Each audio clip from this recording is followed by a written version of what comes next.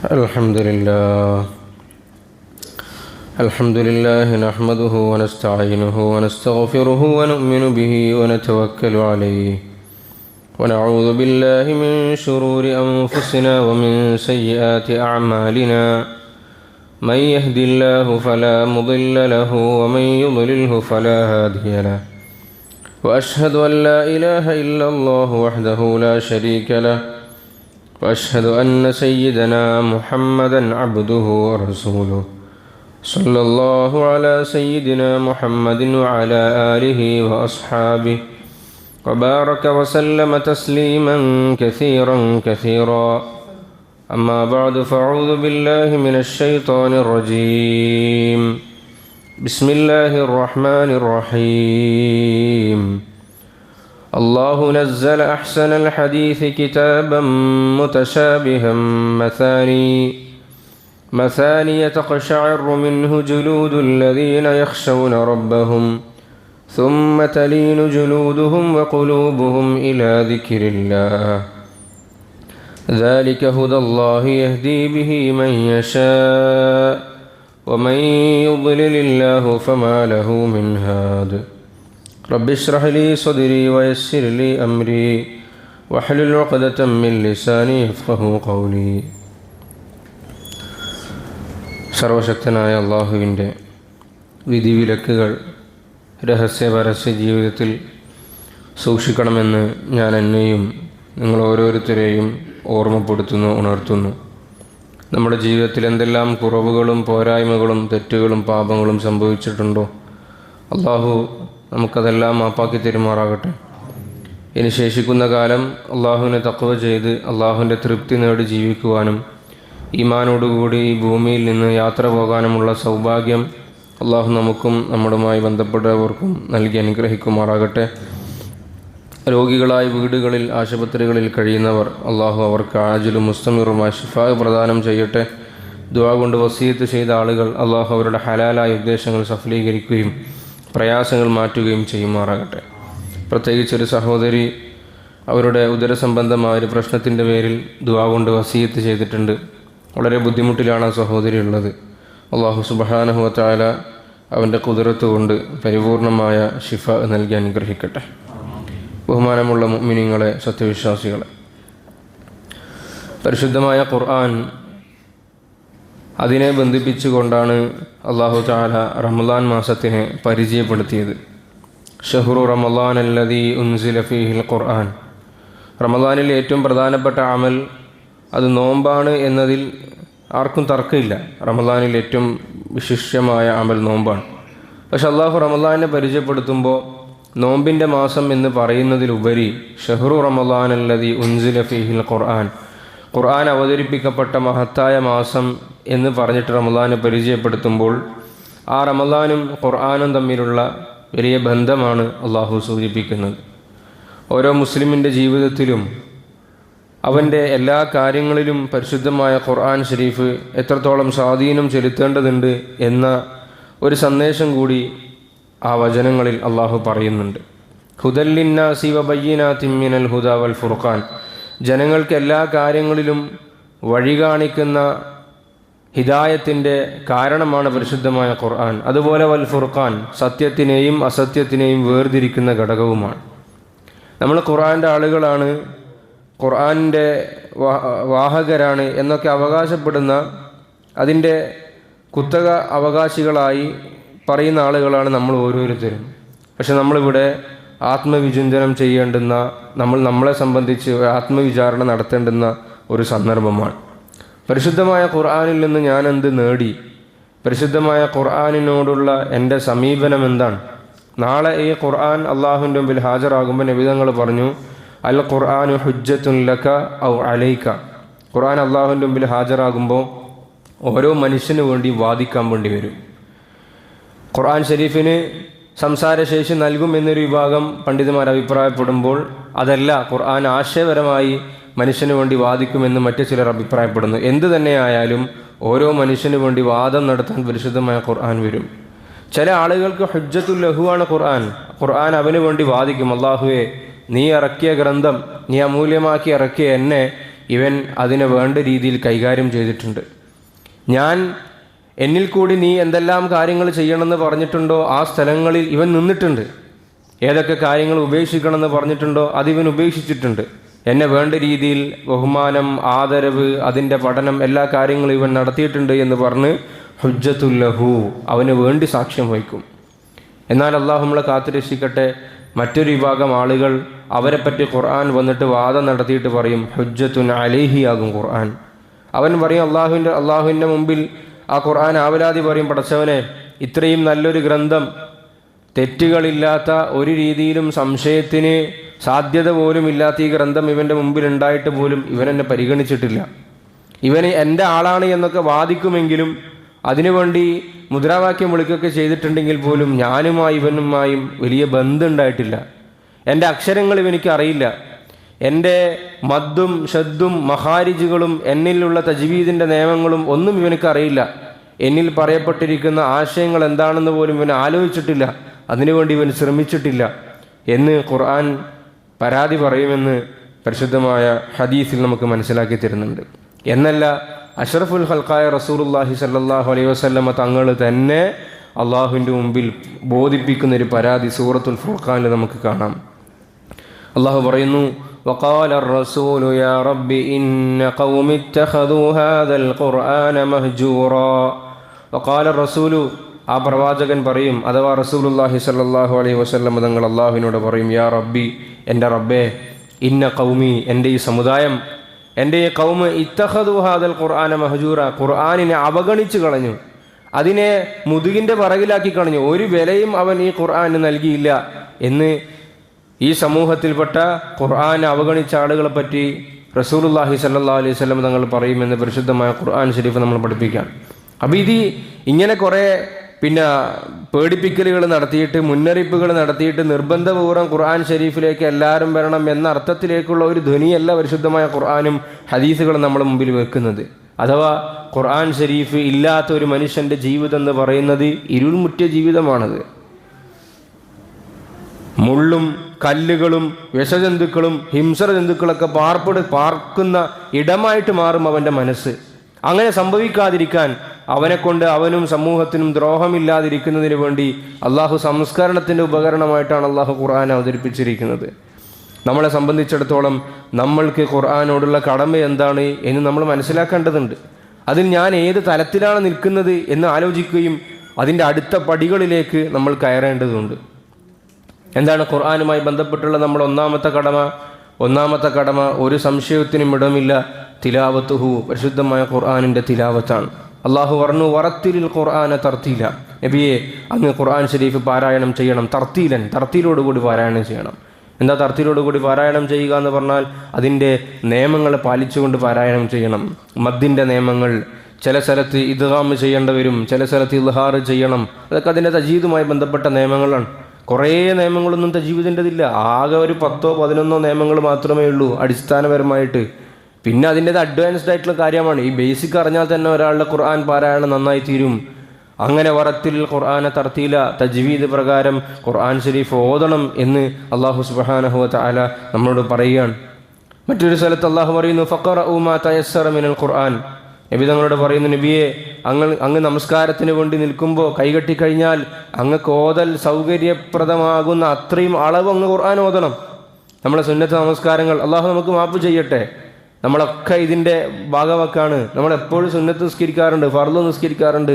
നമ്മൾ സൂറത്തുൽ കൗസർ അല്ലെങ്കിൽ സൂറത്തുൽ ഇഖ്ലാസ് അല്ലെങ്കിൽ സൂറത്ത് ഖുറൈശ്, ഈ സൂറത്തുകൾക്ക് അപ്പുറത്തേക്ക് നമ്മൾ എന്താണ് ഖുർആൻ പാരായണം ചെയ്തിട്ടുള്ളത് എന്ന് നമ്മോട് ചോദിക്കേണ്ടതുണ്ട്. ആരും ബോധിപ്പിക്കേണ്ടതല്ല, ആർക്കും മനസ്സിലാക്കാനും സാധ്യമല്ല കൈയിട്ടിട്ട് എന്താണ് ഓതുന്നത് എന്ന്. പ്രിയമുള്ളവരെ, റസൂലുള്ളാഹി സ്വല്ലല്ലാഹു അലൈഹി വസല്ലം തങ്ങൾ നമസ്കാരത്തിൽ നിന്നിട്ട് ദൈർഘ്യമായി കൊണ്ട് ഖുർആൻ ഷരീഫ് പാരായണം ചെയ്യുമായിരുന്നു. തറാവീഹിൽ മാത്രമല്ല, തറാവീഹിൻ്റെ പുറത്തൊക്കെ പാരായണം ചെയ്യുമായിരുന്നു നബി തങ്ങൾ. ഒന്നാമത്തെ കടമ തിലാവത്ത് തന്നെയാണ്. ആ തിലാവത്തിനൊരു മാധുര്യമുണ്ട്. ആ തിലാവത്ത് കേൾക്കുമ്പോൾ മനസ്സുകൾക്ക് സമാധാനമുണ്ട്. വനുനസ്സിലു മിനൽ ഖുർആനി മാ ഹുവ ശിഫാഉൻ വറഹ്മത്തുൽ ലിൽ മുഅ്മിനീൻ, മനുഷ്യ മനസ്സുകളുടെ രോഗങ്ങൾക്കുള്ള ശമനമായി അള്ളാഹു ഖുർആൻ ഉപയോഗിച്ചിട്ടുണ്ട് എന്ന് കാണാം. ഇന്ന് പല തെറാപ്യൂട്ടിക്കൽ മോഡൽസിലും പല മാനസിക രോഗങ്ങൾക്കും ഡിപ്രഷൻ പോലെ, സ്ട്രെസ് പോലെ, ആങ്സൈറ്റി പോലെയുള്ള രോഗങ്ങൾക്കൊക്കെ ഒരു പരിധി വരെ തെറാപ്പിയായി ഖുർആൻ ഷരീഫിൻ്റെ കേൾവി ഉപയോഗപ്രദമാണ് എന്ന് പല പഠനങ്ങളും റിസർച്ചുകളും നമ്മുടെ മുമ്പിൽ സൂചിപ്പിക്കുന്നു. നമുക്ക് അതിൻ്റെ ഒന്നും ആവശ്യമുള്ളതിൻ്റെ പേരിലല്ല ഖുർആൻ ഓതുന്നത്. ഇനി അതൊന്നും ഇല്ലെങ്കിൽ പോലും അള്ളാഹു നമ്മളോട് പറഞ്ഞിട്ടുണ്ട്. നിങ്ങളൊന്ന് ആലോചിക്കൂ, പരിശുദ്ധമായ ഖുർആനിൻ്റെ ശത്രുക്കളായി നിന്നൊരു വിഭാഗം ആളുകളുണ്ടായിരുന്നല്ലോ. അവർക്ക് ഇത് സഹിക്കാൻ പറ്റുന്നില്ല. പല പ്രശ്നങ്ങളാണുള്ളത്. ഒന്ന്, നബി സല്ലല്ലാഹു അലൈഹി വസല്ലം തങ്ങൾക്ക് ഖുർആൻ ഇറക്കിക്കൊടുത്തു. അവർ പറഞ്ഞത് നമ്മളെ കൂട്ടത്തിൽപ്പെട്ട കുറേ പാണ്ഡിത്യമുള്ള ആളുകളുണ്ടല്ലോ, അവർക്ക് എന്തുകൊണ്ട് ഖുർആൻ ഇറങ്ങിയില്ല? അവർക്കാണ് ഖുർആൻ ഇറങ്ങിയതെങ്കിൽ നമ്മൾ കേൾക്കാമായിരുന്നു. അങ്ങനത്തെ ഒരു ഈഗോ പ്രശ്നം ഉണ്ടായിരുന്നു. മറ്റൊന്ന്, ഇതിനെ മറികടക്കാൻ സാധിക്കുന്നില്ല. ഇതിൻ്റെ മാസ്മരികത, ഇതിൻ്റെ വശ്യത, ഇതിനെ തോൽപ്പിക്കാൻ ഈ കവികൾക്ക് പറ്റുന്നില്ല. കാരണം അവരാണെങ്കിൽ കവി സാമ്രാട്ടുകൾ അവരുടെ കൂട്ടത്തിലുണ്ട്. നിമിഷ നേരം കൊണ്ട് 100ഉം 200ഉം ഒക്കെ വരികളുള്ള പദ്യങ്ങൾ നിർമ്മിക്കാൻ കെൽപ്പുള്ള ആളുകൾ അവരെ കൂട്ടത്തിലുണ്ട്. പക്ഷെ ഖുർആൻ്റെ ഈ വരികൾ അവർക്ക് തോൽപ്പിക്കാൻ പറ്റുന്നില്ല. ഇവരങ്ങനെ പരസ്യമായി ഇവർ ഉത്തരവിറക്കുകയുണ്ടായി, ആരും ഖുർആൻ കേൾക്കാൻ പാടില്ല. ലാ തസ്മഉ ലിഹാദൽ ഖുർആനി വൽഗൗ ഫീഹി. അങ്ങനെയാണല്ലോ ചില ആളുകൾ പറഞ്ഞു കൊടുക്കുക, നിങ്ങൾ കേൾക്കരുത്, കേട്ടുപോയാൽ പിന്നെ മാറിപ്പോകും. കേൾക്കരുത്, ഭയപ്പെടുത്തും, ഭീതിപ്പെടുത്തും. ലാ തസ്മഉ ലിഹാദൽ ഖുർആൻ, ആ വാചകങ്ങൾക്ക് മുമ്പിൽ നിങ്ങൾ ചെവി കൊടുക്കരുത്. വൽഗൗ ഫീഹി, അങ്ങനെ കേൾക്കേണ്ടുന്ന സന്ദർഭം വന്നു പോയാൽ നിങ്ങൾ ശബ്ദമുണ്ടാക്കിയിട്ട് അവിടെ നിന്ന് പോയി കളയണം, അല്ലെങ്കിൽ അവഗണിച്ച് കളയണം. ലഅല്ലക്കും തഗ്ലിബൂൻ, എന്നിട്ട് നിങ്ങൾക്ക് അവരെ തോൽപ്പിക്കാൻ വേണ്ടി സാധിക്കും. ഇങ്ങനെ പല ആളുകളും ചെയ്യുമായിരുന്നു. ഖുർആൻ കേൾക്കൂല. ഒരു മനുഷ്യൻ, അദ്ദേഹം മക്കയിലേക്ക് വന്നു, കച്ചവട ആവശ്യാർത്ഥം വന്നതാണ്. അപ്പോൾ അദ്ദേഹം കുറച്ച് പ്രമുഖനായ വ്യക്തിത്വമാണ്, കാര്യങ്ങളൊക്കെ മനസ്സിലാക്കുന്ന കൂട്ടത്തിൽപ്പെട്ട ആളാണ്. അപ്പോൾ അദ്ദേഹത്തിനോട് ഖുറൈശികൾ പറഞ്ഞു, നിങ്ങൾ കച്ചവടമൊക്കെ ചെയ്തിട്ട് വേഗം ഇവിടെ നിന്ന് പോകണം, ഇവിടെ പുതിയൊരു പ്രശ്നം വന്നിട്ടുണ്ട്, ഇവിടെ പുതിയൊരു ആശയത്തിൻ്റെ വ്യതിയാനം വന്നിട്ടുണ്ട്. മുഹമ്മദ് എന്ന് പറയുന്ന വ്യക്തി സല്ലല്ലാഹു അലൈഹി വസല്ലം ചില വചനങ്ങളൊക്കെ ഇങ്ങനെ പറയുന്നുണ്ട്. കേൾക്കുന്ന ആളുകളിലൊക്കെ അത് സിഹറിൻ്റെ ഒരു മായാജാലത്തിൻ്റെ, ജാലവിദ്യയുടെ ശക്തി അത് ഉണ്ടാക്കുന്നുണ്ട്. ആളുകൾ മാറിപ്പോകുന്നുണ്ട്, പൂർവ്വ മതങ്ങളൊക്കെ തള്ളിപ്പറയുന്നുണ്ട്. അതുകൊണ്ട് കേൾക്കാൻ നിൽക്കരുത്, പെട്ടെന്ന് പോയി കളയണം. അങ്ങനെ അദ്ദേഹം ചെവിയിൽ പഞ്ഞു തിരികിയിട്ടാണ് മാർക്കറ്റിൽ കൂടി നടന്നത്. പക്ഷെ കുറച്ച് കഴിഞ്ഞപ്പോൾ അദ്ദേഹത്തിന് തോന്നി, ഞാൻ എന്തൊരു മണ്ടനാണ്, ഇവർ പറയുന്നത് കേട്ടിട്ട് ചെവിയിൽ പഞ്ഞു തിരികിയിട്ട് തിരിച്ചു പോകാൻ മാത്രം ഔട്ട്യനാണോ ഞാൻ? അദ്ദേഹം പറയുന്ന വാക്കുകൾ, മുഹമ്മദ് സല്ലല്ലാഹു അലൈഹി വസല്ലം തങ്ങൾ പറയുന്ന വാക്കുകൾ, അത് ശരിയാണെങ്കിൽ ഉൾക്കൊള്ളാനും തെറ്റാണെങ്കിൽ തള്ളിക്കളയാനുള്ള ശേഷി എനിക്കുണ്ടല്ലോ. അദ്ദേഹം പഞ്ഞുകൾ മാറ്റുകയുണ്ടായി. പിന്നീട് ചരിത്രം നമുക്കറിയാം. റസൂലുള്ളാഹി സ്വല്ലല്ലാഹു അലൈഹി വസല്ലം തങ്ങളുടെ തിലാവത്ത് കേൾക്കുന്നു, അദ്ദേഹം മുസ്ലിമായി. പ്രിയമുള്ളവരെ, ഇവിടെ ഈ ഖുർആൻ ഷരീഫിൻ്റെ പാരായണത്തിൻ്റെ വശ്യത തന്നെ ഒന്നാമത്തെ ഘടകമാണ്. നബി തങ്ങൾ പറഞ്ഞു, മൻ ഖറഅ ഹർഫൻ മിൻ കിതാബില്ല, ആരെങ്കിലും അള്ളാഹുവിൻ്റെ കലാമിൽ നിന്നും ഒരു ഹർഫ് പാരായണം ചെയ്താൽ ഫലഹു ബിഹി ഹസനത്തുൻ, അള്ളാഹു അതിൻ്റെ പേരിൽ ഒരു നന്മ അവന് രേഖപ്പെടുത്തും. വൽ ഹസനത്തു ബിഅശ്രി അംസാലിഹ, ആ നന്മ അള്ളാഹു അക്കൗണ്ടിലേക്ക് ക്രെഡിറ്റ് ചെയ്യുമ്പോൾ, അതിന് അള്ളാഹു ചേർത്ത് വെക്കുമ്പോൾ ബിഅശ്രി അംസാലിഹ, 1നെ 10 അള്ളാഹു അടയാളപ്പെടുത്തുക. എന്നിട്ട് നബിതങ്ങൾ എത്രത്തോളം നമുക്ക് മനസ്സിലാക്കി തരുന്നതിന് വേണ്ടി പറഞ്ഞു, വലാ അഖൂലു അലിഫ് ലാം മീം ഹർഫുൻ. സൂറത്തുൽ ബഖറയും മറ്റു ചില സൂറത്തുകളൊക്കെ ആരംഭിക്കുന്ന അലിഫ് ലാം മീം എന്ന 3 അക്ഷരങ്ങൾ അതെല്ലാം കൂടി ഒന്നാണ് എന്ന് ഞാൻ അവകാശപ്പെടുന്നില്ല. അലിഫുൻ ഹർഫുൻ വലാമുൻ ഹർഫുൻ വമീമുൻ ഹർഫുൻ. അലിഫിനൊരു നന്മ എഴുതും, ലാമിനൊരു നന്മ എഴുതും, മീമിനൊരു നന്മ എഴുതും എന്ന് റസൂലുള്ളാഹി സ്വല്ലല്ലാഹു അലൈഹി വസല്ലം. ഇനി ചില ആളുകളുണ്ടാകും, അവർക്ക് പഠിക്കാൻ സാധിച്ചില്ല, അല്ലെങ്കിൽ ഇപ്പോൾ നിലവിൽ അവർക്ക് പഠിക്കാനുള്ള യാതൊരു സാധ്യതയില്ല. അങ്ങനത്തെ ഒരു അവസ്ഥ എന്ന് പറയുന്നത് തുലോം തുച്ഛമായിരിക്കും. അല്ലെങ്കിൽ പ്രകൃതിപരമായി തന്നെ അവർക്ക് ഓതാനുള്ള എന്തെങ്കിലും ബുദ്ധിമുട്ടുകൾ, എന്തെങ്കിലും ശാരീരികമായ വിഷമത്തിൻ്റെ പേരിലുള്ള മറ്റുള്ള ബുദ്ധിമുട്ടുകൾ, നബിതങ്ങൾ അവരെയും പാഴാക്കിയില്ല. നബിതങ്ങൾ എന്താ പറഞ്ഞത്? വല്ലദീ യഖറഉൽ ഖുർആന വയതഅതഉ ഫീഹി വഹുവ അലൈഹി ഷാഖുൻ ലഹു അജ്റാൻ. ഒരാൾ ഖുർആൻ ഓതുന്ന വലിയ ആഗ്രഹവും അഭിലാഷവുമുണ്ട്. അയാൾ ഖുർആൻ ഓതാൻ ശ്രമിക്കുന്നു, അയാൾ ബുദ്ധിമുട്ടുന്നു, വിക്കലും തെറ്റിപ്പോകലും ഒക്കെ ഉണ്ടാകുന്നു. പക്ഷെ അയാൾ ക്ഷമിച്ച് ഓതുന്നു, അയാൾക്ക് 2 കൂലി കിട്ടുമെന്ന് മുഹമ്മദ് റസൂലുള്ളാഹി. 1, അയാൾക്കുണ്ടായ ബുദ്ധിമുട്ടിൻ്റെ കൂലി. 2, അയാൾ ഖുർആൻ ഷരീഫ് ഓതാൻ ശ്രമിച്ചു എന്നതിൻ്റെ കൂലി. പ്രിയമുള്ളവരെ, ഈ അർത്ഥത്തിൽ പരിശുദ്ധമായ ഖുർആൻ ഷരീഫിൻ്റെ തിലാവത്ത് നമ്മുടെ ജീവിതത്തിൽ നിന്നും ഒരിക്കലും ഒഴിവാക്കി കൂടാൻ പറ്റാത്ത ഘടകമാണ്. അതിനുള്ളൊരു പരിശീലനമാണ് പരിശുദ്ധമായ ഈ റമളാനിലെ അള്ളാഹുവിൻ്റെ കലാമിൻ്റെ തിലാവത്ത്. ഈ 8ഉം 9ഉം ദിവസങ്ങളൊക്കെ നമ്മളിന്ന് കഴിയുമ്പോൾ എത്ര ജുസ് നമ്മളിന്ന് പൂർത്തിയായി? 8 ജുസ് പൂർത്തിയായോ? 9 ജുസ് പൂർത്തിയായോ? എല്ലാ ഖത്മിന് വേണ്ടി നമ്മൾ എന്തെല്ലാം ഒരുക്കങ്ങൾ നടത്തി, എന്തെല്ലാം കാര്യങ്ങൾ നമ്മൾ ചെയ്തു എന്ന് നമ്മൾ ആലോചിക്കേണ്ടതുണ്ട്. രണ്ടാമത്തെ കാര്യം, പരിശുദ്ധമായ ഖുർആനുമായി ബന്ധപ്പെട്ട നമ്മുടെ കടമകൾ നമ്മൾ പരിശോധിക്കുമ്പോൾ നമ്മളിൽ ഖുർആൻ ഷരീഫ് സ്വാധീനമുണ്ടാക്കുക എന്നുള്ളതാണ്. ഇപ്പോൾ ഖുർആൻ്റെ അമാനുഷികത നമ്മളെപ്പോഴും ചർച്ച ചെയ്യാറുണ്ടല്ലോ. ഖുർആൻ അമാനുഷികമാണെന്നാണ് നമ്മൾ പറയാറുള്ളത്. അമാനുഷികം എന്ന് പറഞ്ഞാൽ എന്താ? ഒരു മനുഷ്യൻ ഇതുപോലത്തെ ഒരു കാര്യം കൊണ്ടുവരാനോ സമൂഹത്തിന് മുമ്പിൽ അവതരിപ്പിക്കാനോ സാധ്യമല്ല. അള്ളാഹു വെല്ലുവിളിച്ചു. നിങ്ങളീ പറയും പോലെ ഇത് മനുഷ്യനുണ്ട് നബി സല്ലല്ലാഹു അലൈഹി വസല്ലം തങ്ങൾ എഴുതിയുണ്ടാക്കിയതോ അല്ലെങ്കിൽ തൗറാത്ത് ഇഞ്ചീലൊക്കെ കേട്ടിട്ട് അതിൻ്റെ ഒരു റെപ്ലിക്കേഷൻ ചെയ്തതാണെങ്കിൽ നിങ്ങൾ കൊണ്ടുപോവാ. ഫഅ്തു ബിസൂറത്തിൻ മിൻ മിസ്ലി. ആദ്യം പറഞ്ഞു ഖുർആൻ പോലത്തെ ഒരു ഗ്രന്ഥങ്ങൾ കൊണ്ടുപോകാന്ന് പറഞ്ഞു.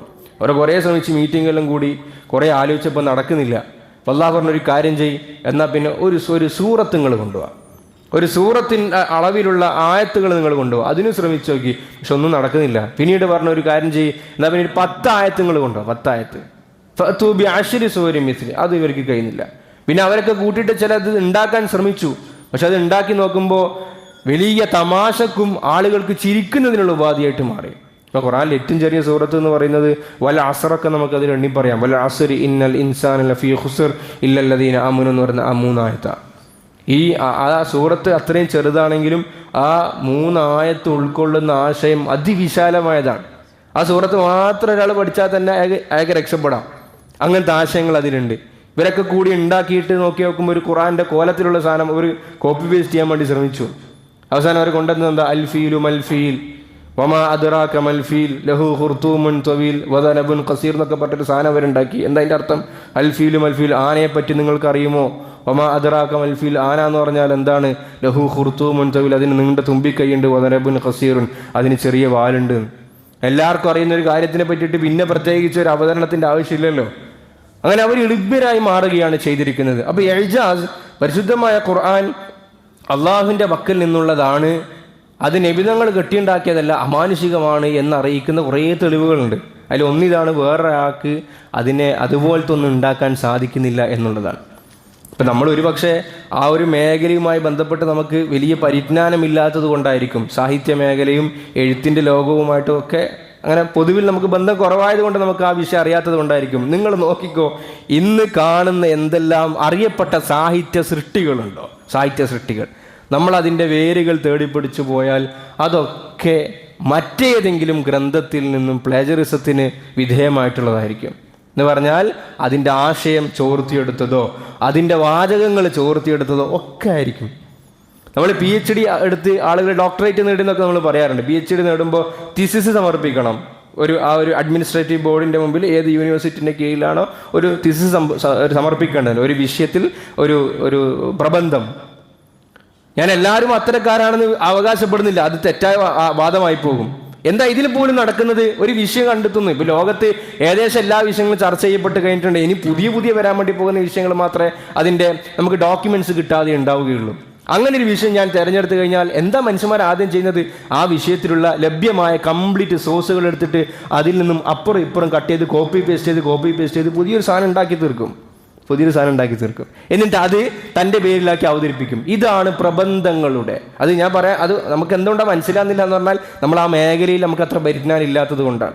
സാഹിത്യ സൃഷ്ടികൾ, നിങ്ങൾ അറിയപ്പെട്ട ഗ്രന്ഥങ്ങൾ അല്ലെങ്കിൽ ലേഖനങ്ങൾ, നോവലുകൾ, നിങ്ങളൊക്കെ നോക്കിക്കോ, പലതിൻ്റെ കഥകൾ പിൽക്കാലത്ത് പുറത്തു വന്നിട്ടുണ്ട്. അതൊക്കെ പലരിൽ നിന്ന് സാഹിത്യ ചോരണം എന്നതിനെ പറയാം, സാഹിത്യ മോഷണം, അത് നടത്തപ്പെട്ടതാണ്. പ്രിയമുള്ളവരെ, പരിശുദ്ധമായ ഖുർആൻ ശരീഫ് 1400 കൊല്ലം കഴിഞ്ഞല്ലോ, അത് അങ്ങനെ തന്നെ നിൽക്കുകയാണല്ലോ. നമ്മൾ സാധാരണ ഒരു പുസ്തകം ഇറങ്ങിയാൽ അല്ലെങ്കിൽ ഒരു കമ്പനിക്ക് ഒരു പേരിട്ടാൽ അല്ലെങ്കിൽ ലോഗോ ഇറക്കിയാൽ അതിന് പേറ്റന്റ് എടുക്കും, അതിന് ട്രേഡ് മാർക്ക് എടുക്കും, അതാർക്കും കോപ്പി ചെയ്യാൻ വേണ്ടി പറ്റില്ല എന്നൊക്കെ നമ്മൾ പറയും. പരിശുദ്ധമായ ഖുർആൻ ശരീഫിൻ്റെ വിഷയത്തിൽ അങ്ങനെയൊന്നും ഇല്ലല്ലോ. ഒരു കോർട്ടിലും അങ്ങനെ ഒരു സംഭവമില്ല. പക്ഷേ എന്നിട്ടും സാധിച്ചിട്ടില്ല. ഈ കാലത്തിൻ്റെ ഇടയിൽ അറബി ഭാഷയിൽ എത്ര ഉയർച്ച വന്നു. അറബി ഭാഷ മുസ്ലിമീങ്ങളല്ലാത്ത മുസ്ലിം വിമർശകർ പോലും പഠിക്കുന്ന അവസ്ഥയിലേക്ക് എത്തി. എങ്കിൽ പോലും അവർക്കും ഖുർആന് സമാനമായി ഒന്ന് കൊണ്ടുവരാൻ സാധിച്ചിട്ടില്ല എങ്കിൽ അത് ഏറ്റവും വലിയ തെളിവാണ്. ഹുവ മിൻ ഇൻദില്ലാ, ഇത് അള്ളാഹുവിൻ്റെ ഭാഗത്ത് നിന്നുള്ളതാണ് എന്നതിൻ്റെ ഏറ്റവും വലിയ തെളിവാണത്. നമ്മൾ സാധാരണ 2 സാധ്യതകൾ പറയാറുണ്ട്. ഈ ദൈവനിഷേധവും എത്തീസൊക്കെ ആയിട്ട് ബന്ധപ്പെട്ടിട്ട് പിന്നെ ഖുർആനെ മുൻനിർത്തിക്കൊണ്ട് നമുക്ക് വളരെ സിമ്പിളായിട്ട് ഈ പ്രശ്നം പരിഹരിക്കാൻ വേണ്ടി പറ്റും. നമ്മൾ അവരോട് ചോദിക്കും, ഇവിടെ ഖുർആൻ എന്ന് പറയുന്ന ഒരു ഗ്രന്ഥം ഉണ്ടല്ലോ, ഗ്രന്ഥം ഉണ്ടോ? ഇല്ല, ഉണ്ട്. അത് കണ്ണുമ്പിൽ നമ്മൾ പഞ്ചേന്ദ്രം കൊണ്ട് നമുക്ക് കാണാൻ പറ്റുന്ന കാര്യമാണ്. ഖുർആൻ എന്നൊരു ഗ്രന്ഥം ഉണ്ട്. ഈ ഖുർആൻ ഇവിടെ ഉണ്ടെങ്കിൽ ഈ ഖുർആന് 2 സാധ്യതകളാണ്. ഒന്നാമത്തെ സാധ്യത, ഇത് അള്ളാഹുവിൻ്റെ റസൂലായ സല്ലല്ലാഹു അലൈഹി വസല്ലം മുഹമ്മദ് സല്ലല്ലാഹു അലൈഹി വസല്ലം തങ്ങൾ നിർമ്മിച്ചൊരു ഗ്രന്ഥം. അല്ലെങ്കിൽ അതല്ലാത്ത മറ്റൊന്ന്. റസൂലുള്ളാഹി സ്വല്ലല്ലാഹി അലൈഹി വസല്ലം തങ്ങൾ നിർമ്മിച്ചതാണെങ്കിൽ, എഴുതി ഉണ്ടാക്കിയതാണെങ്കിൽ, നബി തങ്ങൾ ഒരു മനുഷ്യനാണല്ലോ, മനുഷ്യനാണ്. ബാക്കിയുള്ള ആളുകളും മനുഷ്യനാണല്ലോ, ആണ്. അപ്പോൾ നബി തങ്ങൾക്ക് അത് പറ്റണമെങ്കിൽ ശേഷമുള്ള ആളുകൾക്കും പറ്റണം. ശേഷമുള്ള ആൾക്ക് പറ്റുന്നില്ല എങ്കിൽ അതിൻ്റെ അർത്ഥം നബി തങ്ങൾ എഴുതിയതല്ല എന്നാണ്. മറ്റൊരു സാധ്യത അള്ളാഹു അല്ലാത്ത മറ്റൊരു ശക്തിയിൽ നിന്ന് വന്നതാകാമെന്നാണ്. അള്ളാഹു അല്ലാത്ത മറ്റൊരു ശക്തി എന്ന് പറഞ്ഞാൽ ഇവർ ഈ പറയും പോലെ സിഹർ എന്ന് പറഞ്ഞല്ലോ, ഖുർആനെ പറ്റിയിട്ട് മായാജാലമാണെന്നൊക്കെ പറഞ്ഞല്ലോ, പിശാചിന്റെ വാചകമാണെന്ന് പറഞ്ഞല്ലോ.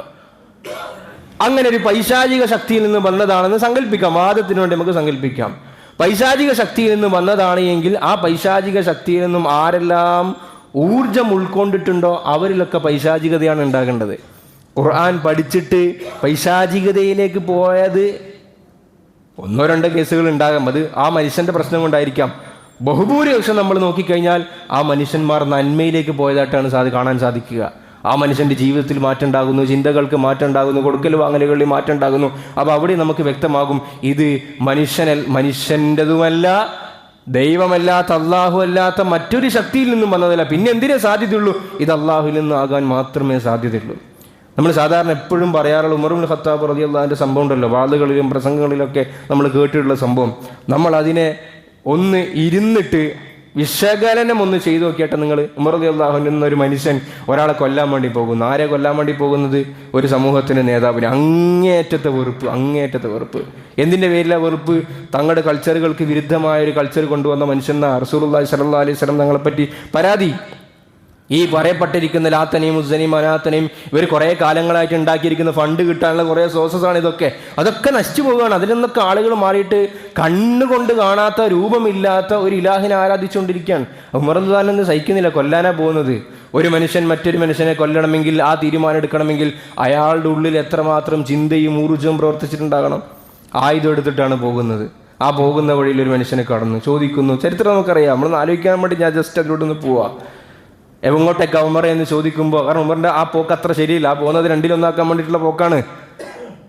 ഉമർ ഇബ്നുൽ ഖത്താബ് റളിയല്ലാഹു അൻഹു പറഞ്ഞു, ഇങ്ങനെ ഒരാൾ ഇറങ്ങിയിട്ടുണ്ടല്ലോ, ഞാനിവിടെ ഉണ്ടാകുമ്പോൾ അദ്ദേഹത്തിന്റെ നിലനിൽപ്പ് ഉണ്ടാകാൻ പാടില്ല, നശിപ്പിക്കപ്പെടേണ്ടതാണെന്നൊക്കെ ചോദിക്കുമ്പോൾ അദ്ദേഹം പറഞ്ഞ വാചകം എന്താണ്? ആദ്യം പോയിട്ട് നീ നിന്റെ സഹോദരി ഈ വിഷയത്തിലൊന്ന് നന്നാക്കുമെന്ന് പറഞ്ഞു. നാട്ടുകാരെ നന്നാക്കുന്നതിന് മുമ്പ് ആദ്യം വീട്ടിൽ നന്നാക്കുമെന്ന് പറഞ്ഞു. ഉമർ റളിയല്ലാഹു അൻഹു ഒന്ന് തണുത്തു. വീട്ടിലേക്ക് പോയി, ഫാത്തിമ റളിയല്ലാഹുവിന്റെ വീട്ടിലേക്ക് പോയി. സഹോദരിയാണ്. അവിടെ നോക്കുമ്പോൾ ഈ ഖുർആന്റെ വാചകങ്ങൾ കേൾക്കാണ്. ഞാൻ ചുരുക്കി പറയാം, ഏതായാലും ഉമർ ഇബ്നുൽ ഖത്താബ് റളിയല്ലാഹു അൻഹു വധിക്കാൻ വേണ്ടി പോയ ആ മനുഷ്യൻ ഖുർആനിന്റെ വാക്കുകൾ കേട്ടിട്ട് ഈ നേതാവിൻ്റെ ഏറ്റവും വലിയ അനുയായിയായിട്ട് മാറിയിട്ടുണ്ടെങ്കിൽ എന്തായിരിക്കാം അവിടെ മാറ്റിയിരിക്കുന്നത്? അതാണ് നമ്മളീ പറയുന്നത് അൽ ഇഅ്ജാസു തഅ്സീരി എന്ന് പറയും. മനുഷ്യന്റെ മനസ്സുകളിൽ ഉണ്ടാക്കുന്ന മാറ്റം. ഏറ്റവും വലിയ അനുയായി ആയി മാറിയെന്ന് മാത്രമല്ല, എത്രത്തോളം ഉയർന്നു. റസൂലുള്ളാഹി സ്വല്ലല്ലാഹു അലൈഹി വസല്ലം തങ്ങൾ പറഞ്ഞു, ലാ നബിയ്യ ബഅദി, എനിക്ക് ശേഷം ഇനി ഒരു പ്രവാചകൻ വരൂല. അഥവാ എങ്ങാനും അല്ലാഹു തആല ആ പോസ്റ്റ് അവിടെ നിലനിർത്തുമായിരുന്നുവെങ്കിൽ ലൗകാന ബഅദി നബിയുൻ ലകാന ഉമറ, അത് അങ്ങനെ ഒരു പോസ്റ്റ് ഉണ്ടാകുമായിരുന്നെങ്കിൽ അതിന് ഏറ്റവും അർഹൻ ബഹുമാനപ്പെട്ട ഉമർ ഇബ്നുൽ ഖത്താബ് റളിയല്ലാഹു തആല അൻഹു ആകുമായിരുന്നു എന്ന് റസൂലുള്ളാഹി സ്വല്ലല്ലാഹു അലൈഹി വസല്ലം തങ്ങൾ പറയുന്നത്. അത്ര ഉയർന്ന അവസ്ഥയിലേക്ക് എത്തിയിട്ടുണ്ടെങ്കിൽ എന്തായിരിക്കാം ആ കുറഞ്ഞ സമയം കൊണ്ട് ഉമർ റളിയല്ലാഹുവിന്റെ മനസ്സിൽ സംഭവിച്ചത്? പരിശുദ്ധമായ ഖുർആനിന്റെ സൂറത്ത് മറിയമിന്റെ ആ വാചകങ്ങൾ ഉമർ റളിയല്ലാഹു അൻഹുവിനെ ചിന്തിപ്പിച്ചു. അതിൻ്റെ ആശയ ഗാംഭീര്യത ചിന്തിപ്പിച്ചു. അതിൻ്റെ ആഴം ബഹുമാനപ്പെട്ടവരെ ചിന്തിപ്പിച്ചിട്ടാണ് ഈ മാറ്റമുണ്ടാകുന്നത് എങ്കിൽ പ്രിയമുള്ളവരെ, നമ്മൾ എത്ര നാളായി ഈ ഖുർആൻ കേൾക്കുന്നു, എത്ര വർഷമായി നമ്മൾ ഈ ഖുർആൻ കേൾക്കുന്നു, നമ്മളിൽ എന്ത് മാറ്റമാണ് ഉണ്ടാക്കിയിരിക്കുന്നത്? ഇതാണ് നമ്മൾ ആലോചിക്കേണ്ടത്. അപ്പോൾ എന്തോ ഒരു റെസിസ്റ്റൻസ്, എന്തോ ഒരു ഫിൽട്ടർ നമ്മളുടെയും ഖുർആൻ്റെയും ഇടയിലുണ്ട്. അതാണ് നമ്മളിൽ ഈ മാറ്റം ഉണ്ടാക്കാതിരിക്കുന്നതിൻ്റെ കാരണം. അല്ലാഹു നസ്സല അഹ്സനൽ ഹദീസ്, അല്ലാഹു തആല ഏറ്റവും നല്ല വർത്തമാനത്തിന് അല്ലാഹു ഇറക്കിയിരിക്കുന്നു. കിതാബൻ മുതശാബിഹൻ, ചില ഇടങ്ങൾ പരസ്പരം സാമ്യമുള്ളതാണ്, ചില കഥകൾ മറ്റു കഥകളോട് സാമ്യതയുള്ളതാണ്, ചില വാചകങ്ങൾ മറ്റു വാചകങ്ങളോട് സാമ്യമുള്ളതാണ്. മസാനി, ചിലതിന് അല്ലാഹു റിപ്പീറ്റ് ചെയ്യാറുമുണ്ട്. തഖ്ശഇറു മിൻഹു ജുലൂദുൽ ലദീന യഖ്ശൗന റബ്ബഹും, അത് കേൾക്കുമ്പോൾ അല്ലാഹുവിനെ ഭയപ്പെടുന്ന ആളുകളുടെ രോമങ്ങൾ എഴുന്നേറ്റ് നിൽക്കും, അവർക്ക് വിറയലുണ്ടാകും. സുമ്മ തലീനു ജുലൂദുഹും വഖുലൂബുഹും ഇലാ ദിക്രില്ലാ, അവരുടെ ശരീരവും മനസ്സുമൊക്കെ അള്ളാഹുവിൻ്റെ മേൽ വിനയം പ്രാപിക്കും എന്ന് പരിശുദ്ധമായ ഖുർആൻ. ഖുർആൻ അല്ലാത്ത ബാക്കി എന്ത് സാഹിത്യം നമ്മളെടുത്ത് പരിശോധിച്ച് നോക്കിയാലും അതിൻ്റെയൊക്കെ ഒരു ആസ്വാദന തലമുണ്ടല്ലോ. അത് കേൾക്കുമ്പോൾ ഒരു ആസ്വാദനം ഉണ്ടാവും, അത് വായിക്കുമ്പോൾ ഒരു ആസ്വാദനം ഉണ്ടാവും. പക്ഷെ അത് വായിച്ചു കഴിഞ്ഞാൽ പിന്നെ മനസ്സിലുണ്ടാകുന്നത് അസ്വസ്ഥതകളാണ്, പ്രയാസങ്ങളാണ്, വേദനകളാണ്, വിഷമങ്ങളാണ്, ഇരുട്ടാണ് ഉണ്ടാകുക, അന്ധകാരാണ് ഇതൊക്കെ സമ്മാനിക്കുക. എന്നാൽ ഖുർആൻ ഷരീഫ് ഒരിക്കലും അങ്ങനെയല്ല. അത് വായിക്കുമ്പോഴും അനുഭൂതിയാണ്, വായിച്ചു കഴിഞ്ഞാലും അനുഭൂതിയാണ്. അതിൻ്റെ സവാബ് ഒരു ഭാഗത്ത്, അതിൻ്റെ ആത്മീയമായ മാറ്റം മറ്റൊരു ഭാഗത്ത്. അള്ളാഹു നമുക്കത് നൽകി അനുഗ്രഹിക്കുമാറാകട്ടെ. ബഹുമാനപ്പെട്ട സഹാബാക്കൾ റളിയല്ലാഹു തആല അൻഹും അവരെ ഖുർആൻ ഏതൊരു അർത്ഥത്തിലാണ് സ്വാധീനിച്ചത്. ചില ആയത്തുകളൊക്കെ കേട്ട് കഴിഞ്ഞപ്പോൾ ചില സഹാബാക്കൾ രോഗികളായി. അത് ഖുർആൻ രോഗിയാക്കുന്നു എന്നല്ല കേട്ടോ അതിൻ്റെ അർത്ഥം. അതായത് അതിൽ അത്രത്തോളം അവർ ചിന്തകൾ കൊടുത്തപ്പോൾ അവരെ ആരോഗ്യം പോലും ക്ഷയിപ്പിക്കുന്ന അവസ്ഥയിലേക്ക് അത് എത്തുകയുണ്ടായി. നമ്മൾ നേരത്തെ പറഞ്ഞ ആരെ കൊല്ലാനാണ് ഇറങ്ങിയത് ഉമർ ഇബ്നുൽ ഖത്താബ് റളിയല്ലാഹു അൻഹു, എന്നിട്ട് എന്ത് കേട്ടിട്ടാണ് ഉമർ റളിയല്ലാഹു അൻഹു മാറിയത്? അദ്ദേഹത്തിൻ്റെ ജീവചരിത്രം നമ്മളിങ്ങനെ വായിക്കുമ്പോൾ താരിഖിൽ കാണാം. ബഹുമാനപ്പെട്ട ഉമർ ഇബ്നുൽ ഖത്താബ് റളിയല്ലാഹു അൻഹും അദ്ദേഹത്തിൻ്റെ സേവകനും അബ്ദുറഹ്മാൻ ബിൻ ഔഫ് റളിയല്ലാഹു അൻഹു കൂടിയിട്ട് രാത്രി ഇങ്ങനെ നടക്കാൻ പോവാണ്. ഉമർ റളിയല്ലാഹു അങ്ങനെ ഒരു പതിവുണ്ടായിരുന്നല്ലോ, ജനങ്ങളുടെ അവരുടെ അവസ്ഥകൾ അറിയാൻ വേണ്ടിയിട്ട് രഹസ്യമായി യാത്ര ചെയ്യുമായിരുന്നു. എൻ്റെ ഭരണത്തിൽ ആർക്കും ബുദ്ധിമുട്ടൊന്നും ഇല്ലല്ലോ എന്ന് ഉമർ റളിയല്ലാഹു അൻഹു തന്നാൽ കഴിയുന്ന രീതിയിലുള്ളൊരു അന്വേഷണം നടത്തുമായിരുന്നു. ആ അന്വേഷണത്തിൻ്റെ ഇടയിൽ അദ്ദേഹം ഇങ്ങനെ പോകുന്ന സമയത്ത് ഒരു വീട്ടിൻ്റെ മതിലിൻ്റെ അടുക്കലേക്ക് എത്തി. ആ സമയത്ത് അവിടെ ഒരു മനുഷ്യൻ അദ്ദേഹം നിസ്കരിച്ച് ഓതിക്കൊണ്ടിരിക്കുകയാണ്. ഉമർ റളിയല്ലാഹു അൻഹു അവിടെ നിന്നു, കൂട്ടത്തിൽ സേവകനും നിന്നു, അബ്ദുറഹ്മാൻ ബിൻ ഔഫ് റളിയല്ലാഹു അൻഹു നിന്നു. ഇദ്ദേഹത്തിൻ്റെ ഓത്ത് കേൾക്കാൻ വേണ്ടി ഉമർ റളിയല്ലാഹു അൻഹു അവിടെ തന്നെ സമയം ചെലവഴിച്ചു. അദ്ദേഹം ഏതാണ് ഓതുന്നത്? സൂറത്ത് തൂറിലെ ആയത്തുകൾ ഓതി വത്തൂരി വ കിതാബിൻ മസ്തൂർ ഫീ റഖ്ഖിൻ മൻശൂർ വൽ ബൈത്തുൽ മഅമൂർ എന്നൊക്കെ ഓതിയിട്ട് ഈ ആയത്തെത്തി ഇന്ന അദാബ റബ്ബിക ലവാഖിഅ, തീർച്ചയായും അള്ളാഹു ശിക്ഷിക്കുമെന്ന് പറഞ്ഞിട്ടുണ്ട്. ആ ശിക്ഷ നടപ്പിലാകുക തന്നെ ചെയ്യും, സ്ഥിരപ്പെട്ടതാണ്. മാലഹു മിൻ ദാഫിഅൻ, അതിനെ പ്രതിരോധിക്കാൻ ഒരു ശക്തിക്കും സാധ്യമല്ല എന്ന ആയത്തെത്തിയപ്പോൾ ഉമർ റളിയല്ലാഹു അൻഹു പറഞ്ഞു വറബ്ബിൽ കഅബത്തി ഹഖ്കുൻ, കഅബയുടെ റബ്ബിനെ തന്നെയാണ് സത്യം. ഇയാൾ ഓതിയത്, ഈ പറഞ്ഞത് സത്യമായ കാര്യമാണ്. ഉമർ റളിയല്ലാഹു അൻഹു ആ മതിലിൽ ഇങ്ങനെ ചാരിയിട്ട് കുറേ സമയം നിന്നു. അബ്ദുറഹ്മാൻ ബിൻ ഔഫ് റളിയല്ലാഹു അൻഹു പറഞ്ഞു, ഉമറെ നിങ്ങൾ ഇതിനു വേണ്ടി ഇറങ്ങിയതല്ലല്ലോ, നമുക്ക് ഇനിയും നടക്കാനുണ്ട്, നടക്കാം. ഉമർ ഇബ്നുൽ ഖത്താബ് റളിയല്ലാഹു അൻഹു പറഞ്ഞു, എനിക്ക് മുന്നോട്ട് പോകാൻ സാധ്യമല്ല.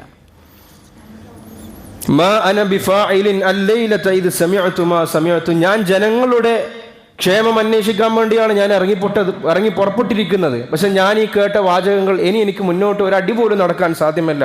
തിരിച്ച് അദ്ദേഹം പോയി. ഒരു മാസക്കാലം ഉമർ ഇബ്നുൽ ഖത്താബ് റളിയല്ലാഹു അൻഹു രോഗിയായി കിടന്നു. ഈ ഒരു ആയത്തുണ്ടാക്കിയ ഒരു ഇമ്പാക്റ്റ് ഉണ്ടല്ലോ, നിങ്ങൾ ആലോചിക്കും. അല്ലാഹു പറയുന്നു ശിക്ഷ നടപ്പിലാക്കുന്ന നടക്കുക തന്നെ ചെയ്യും. മനുഷ്യൻ നൽകുന്ന കേവല ശിക്ഷയല്ല, അള്ളാഹുവിൻ്റെ ശിക്ഷ എന്ന് പറയുന്നത് എന്താണ്? അള്ളാഹു നമ്മളൊക്കെ കാത്തിരക്ഷിക്കുമാറാകട്ടെ. ഒരു മാസത്തോളം രോഗിയായി. അപ്പം എന്താ കാര്യം? ആ ഖുർആനിൻ്റെ ചെറിയ വാചകങ്ങൾ ആ മനുഷ്യൻ്റെ ഉള്ളിലുണ്ടാക്കിയ മാറ്റമാണ്. നമ്മളെപ്പോഴും കേൾക്കാറുള്ള സംഭവമാണ്. ബഹുമാനപ്പെട്ട അബ്ദുല്ലാഹ് ബിൻ മുബാറക് റളിയല്ലാഹു അൻഹു, അദ്ദേഹം ആദ്യ കാലഘട്ടത്തിൽ വലിയ കൊള്ളക്കാരനായിട്ടൊക്കെ ജീവിച്ച മനുഷ്യനാണ്. അദ്ദേഹത്തിൻ്റെ ജീവിതത്തിനെ മാറ്റിമറിച്ചത് ഒരു ആയത്തായിരുന്നു.